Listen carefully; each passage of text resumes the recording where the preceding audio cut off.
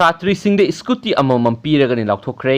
असम की finance minister Hemanta बिस्वान state असिगी ओइना हंदक सहीगी बोर्ड न लौबा क्लास 12 की परीक्षा फर्स्ट डिवीजन पास तौरब नुपी मचा खुदिमक्ता प्रज्ञान भारती स्कीम की मखाद स्कूटी अममम पीनब लाउथोखरे। हाइरिबा परीक्षा असिदा स्टेट असिगी नुपी मचा 2019 फर्स्ट डिवीजन पास तौखिबगा लोइनना छात्रीसिंग असिना मखा ताना कॉलेज तमदा चनब स्कूटीसिंग असी पीबने हाइना मिनिस्टर असिना फोंदोखि। हाइरिबा स्कूटीसिंग असिगी ममल चौराकना लुपा 50,000 फाउबदा लैबगा लोइनना छात्रीसिंग अपाम स्कूटी खंजनबगिदमा सेवा ऑनलाइन ऑर्गेनाइजेशन है वेबसाइट हांगोखी।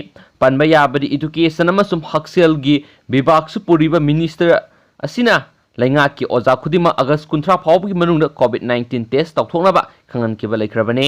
सेंटर की अयाब फंगबगा स्टेट असिदा सेप्टेम्बर अमदगी क्लास होनब सेम सारी हेनसु मखा तारी। अतोप मरुओइबा पाव अमनमो सेंटर न कोरकपदगी बीजेपी की प्रेसिडेंट अमदी वर्क मिनिस्टर दिल्ली पांखरे।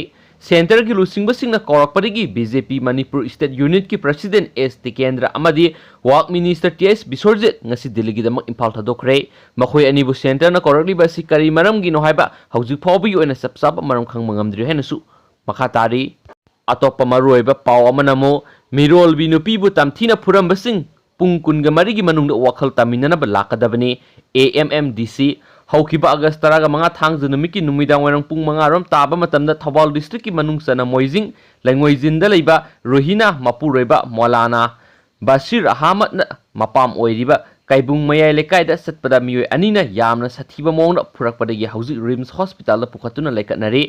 नुपी असिबु फुरमलिबा मियोय सिंग अदो पुंग 49 की मनुंग चंगजरक्तुना वखल तामिनगदबनी हाइना ऑल मणिपुर मुस्लिम डेवलपमेंट कमिटी हेडक्वार्टर लिरोंग उसोय पुक्पी की सिरोल अमना हाइरी।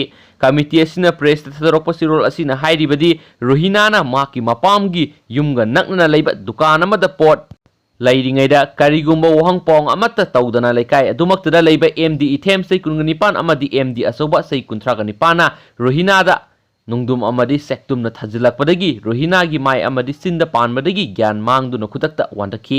माकपु खुदक्ता मियोय खरना जेनिम्स हॉस्पिटल पुखतखि।